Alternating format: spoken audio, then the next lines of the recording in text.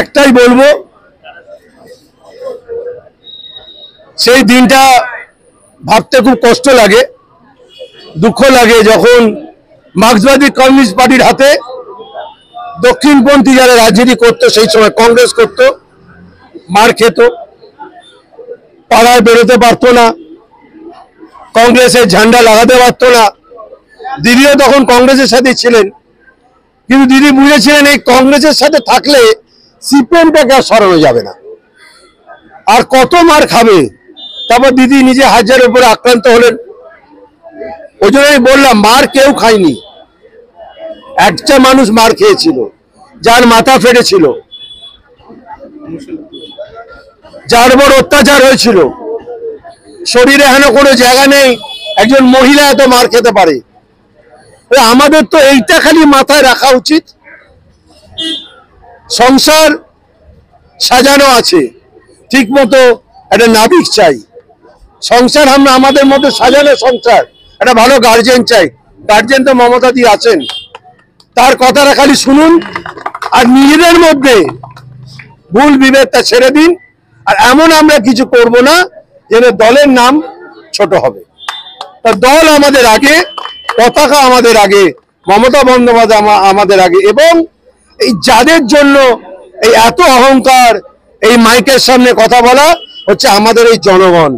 এই মানুষ যদি সঙ্গে না থাকতো, এরা যদি একবার মুখ ফিরিয়ে নেয়, তাহলে আগামী বছরের মাইকের সামনে দাঁড়িয়ে কথা বলতে হবে না। সেই জন্য আজকের এই প্রতিষ্ঠা দিবসে দাঁড়িয়ে একটাই আমাদের কাম্য, সবার ভালো হোক, মানুষ সবাই ভালো থাকুন, 1 জানুয়ারি সুখে কাটান। কিন্তু এটা ভুলবেন না, আমাদের সঙ্গী, আমাদের গার্জেন, আমাদের মা, আমাদের বোন, আমাদের দিদি মমতা বন্দ্যোপাধ্যায়কে ভালো রাখুন, তাহলে বাংলা ভালো থাকবে।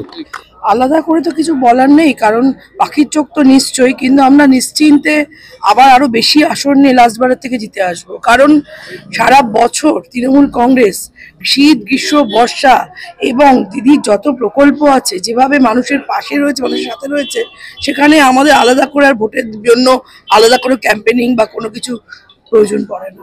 আমরা জিতে আসছি, আমরা জিতে রয়েছি, মানে কোনো নিশ্চিন্ত মানে আলাদা করে আমি কি বলবো। আমরা তো শীতকালে কম্বল বিতরণ করি, পুজোর সময় মানুষকে জামা কাপড় দেওয়া, আর প্রকল্প যে আছে 64 থেকে 66টা প্রকল্প দিদির, তার মধ্যে দিয়ে কাজ করেই আমরা সারাটা বছর টাইমই পাই না।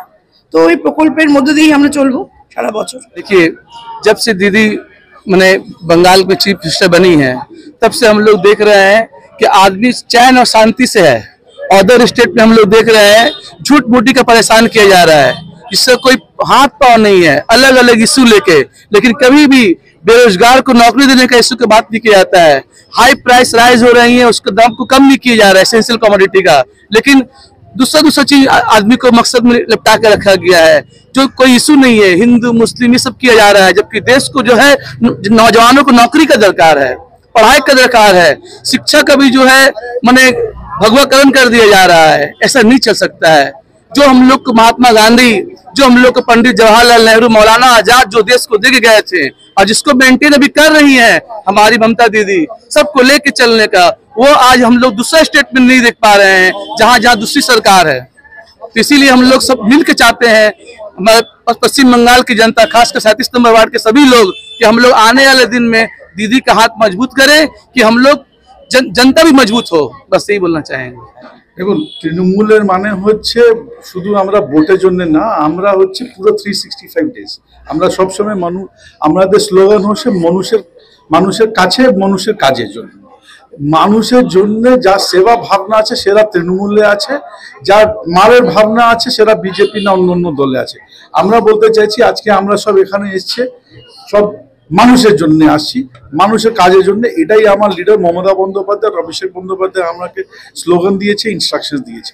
আজকে আমার যে এখানে টিম ওয়ার্ড 37, দেখুন মমতা বন্দ্যোপাধ্যায় তো সবার, পশ্চিমবঙ্গে 11 কোটি মানুষ আছে, সবার সঙ্গে কত সম্পর্ক আছে, চেষ্টা করেন উনি কি চেষ্টা করেন, কিন্তু সবার সঙ্গে সম্পর্ক রাখার সেই জন্য মেম্বার অফ পার্লামেন্ট আছে সুদীপ বন্দ্যোপাধ্যায়, বিবেক গুপ্তা আছে, পিয়াল চৌধুরী আছে, সোমা চৌধুরী আছে, সব একটা টিম মিলিয়ে আমরা সবার সঙ্গে কাজ করি। আমাদের মহিলা আছে, এখানে মাইনরিটি আছে, যুব আছে, ছাত্র আছে, স্পোর্টস আছে, অন্যান্য সেল আছে, সব মিলিয়ে একটা টিম ওয়ার্ক করে আমরা আজকে মমতা বন্দ্যোপাধ্যায়কে স্মরণ করছি কি 28 বছর আগে উনি আজকে আমরাকে সবাইকে একটা নির্দেশ দিয়েছেন, একটা গতি দিয়েছেন, ওই গতিকে আমরাকে এগিয়ে সোনার বাংলাটা করার সবার স্বপ্ন আছে।